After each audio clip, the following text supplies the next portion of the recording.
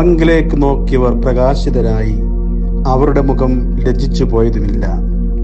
അന്ധകാരമെന്ന് തോന്നിയേക്കാവുന്ന ഈ ലോകത്തിൽ വെളിച്ചത്തിന്റെ ഒരു തരി പോലും നാം കണ്ടില്ലെന്ന് വരാം.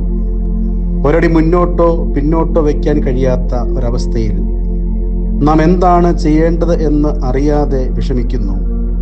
ആ അവസരത്തിൽ പ്രഭാപൂരം ചൊരിയുന്ന സൂര്യന്റെ ആഗമനമായിരിക്കാം നാം പ്രതീക്ഷിക്കുക.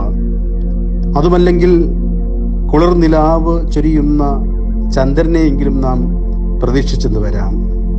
കട്ട പിടിച്ച ഇരുട്ടത്ത് രക്ഷപ്പെടുവാൻ ഒരു വഴിയും കാണാതെ നാം ഉഴലുമ്പോൾ ദൈവത്തിങ്കിലേക്ക് കണ്ണുകൾ ഉയർത്തുക എന്ന ഒരു പോംവഴി മാത്രമേ നമ്മുടെ മുന്നിൽ ഉണ്ടാകുകയുള്ളൂ. അവങ്കിലേക്ക് നോക്കിയവർ പ്രകാശിതരായി, അവരുടെ മുഖം ലജ്ജിച്ചു പോയതുമില്ല.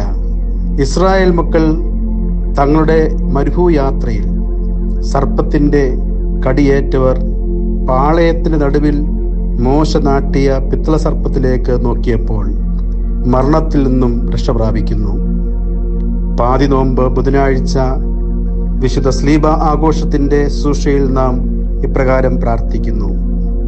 പിത്തള സർപ്പം അതിൽ ദൃഷ്ടി ഉറപ്പിക്കുന്നവരെ സൗഖ്യപ്പെടുത്തിയതുപോലെ കർത്താവേ, ഞങ്ങളുടെ ദൃഷ്ടി നിന്നിലും നിന്റെ സ്ലീബായിലും പതിഞ്ഞിരിക്കുന്നതിനാൽ ഞങ്ങളുടെ വേദനകളെയും രോഗങ്ങളെയും സൗഖ്യപ്പെടുത്തണമേ.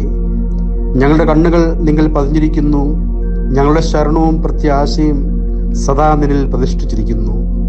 ഞങ്ങളുടെ ജീവന്റെ രക്ഷിതാവും ഉദ്ധാരകനുമായി നിന്നെ ഞങ്ങൾ അറിയുകയും ചെയ്യുന്നു. ആയതിനാൽ സത്യപ്രകാശമായ ക്രിസ്തുവിങ്കിലേക്ക് ഈ പരിശുദ്ധ നോമ്പ് കാലത്ത് നമ്മുടെ ദൃഷ്ടിയെ ഉയർത്താം.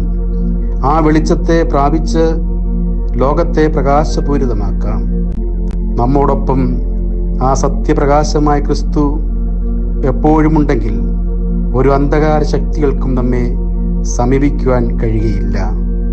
നമ്മുടെ ദേവാലയത്തിൻ്റെ നടുവിൽ സ്ഥാപിക്കുന്ന വിശുദ്ധ സ്ലീബായിൽ ആ സത്യവെളിച്ചത്തെ നമുക്ക് ദർശിക്കാം. നമുക്ക് പ്രാർത്ഥിക്കാം. കാരുണ്യവാനായ കർത്താവേ, വിഷസർപ്പത്തിന്റെ കടിയേറ്റവർ അങ്ങയിലേക്ക് ദൃഷ്ടി ഉയർത്തിയപ്പോൾ രക്ഷ പ്രാപിച്ചതുപോലെ ബലഹീനരായ ഞങ്ങളുടെ ദൃഷ്ടികളെ അവിടുത്തെ രക്ഷാകരമായ സ്ലീബായിലേക്ക് ഉയർത്തുന്നു. പാപത്തിന്റെ അന്ധകാര ശക്തികളിൽ നിന്നും ഞങ്ങളെ സംരക്ഷിക്കണമേ. ആമീൻ.